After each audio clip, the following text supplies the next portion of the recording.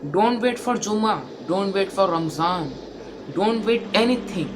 Start now, start praying now. We don't know what tomorrow holds for us.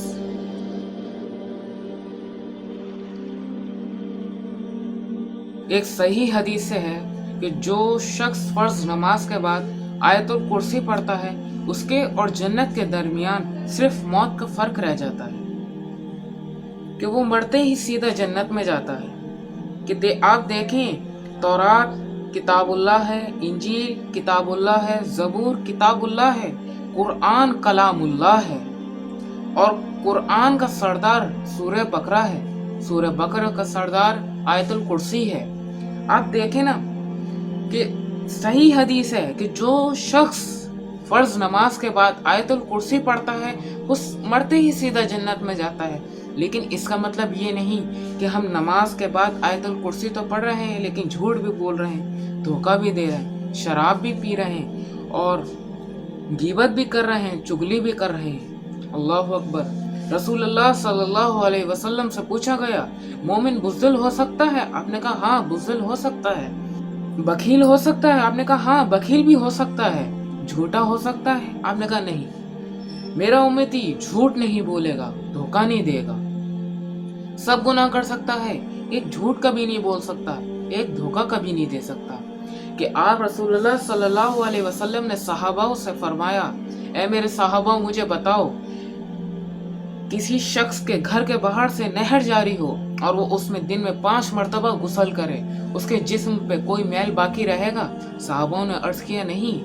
آپ نے فرمایا ایسے ہی جب بندہ دن میں 5 مرتبہ نماز پڑھتا ہے اس کی جسم پہ کوئی گناہ باقی نہیں رہتا. آپ ایک سفر میں جا رہے تھے، سلمان فارسی ساتھ میں تھے، آپ ایک درخت، سردیوں کا موسم تھا، آپ ایک درخت کے پاس گئے، آپ نے اسے ہلایا، اس کے سارے پتے جھڑ گئے. آپ نے سلمان فارسی سے فرمایا تم نے پوچھا نہیں کہ میں نے ایسا کیوں کیا؟ سلمان فارسی نے کہا یا رسول اللہ آپ بتا دیجئے. آپ نے فرمایا میں نے یہ اس لیے کیا کہ جب کوئی بندہ نماز پڑھتا ہے اس کے گناہ ایسے ہی جھڑ جاتے ہیں جیسے اس پیڑ پہ سے پتے جھڑے. اللہ اکبر. آج فرض نماز میں 3 صفیں نہیں بڑھتی اور واجب نماز میں روڈوں پہ صفیں لگی ہوتی ہیں. یہ اسلام ہے، یہ وہ اسلام نہیں جو ہمارے نبی ہمیں سکھا کر گئے تھے. میرے نبی کا آخری الفاظ تھے الصلاۃ الصلاۃ. میری امت نماز نہ چھوڑنا، نماز نہ چھوڑنا. آج اسی امت نے نماز کو چھوڑ دیا.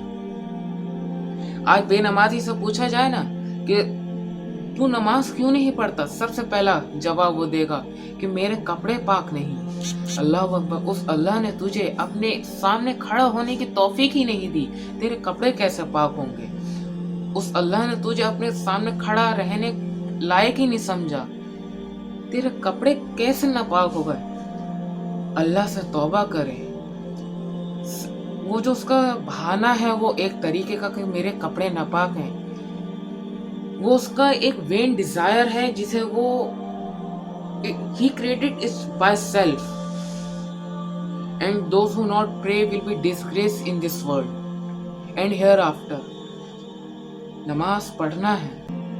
Don't wait for Jummah, don't wait for Ramzan, don't wait anything. Start now, start praying now.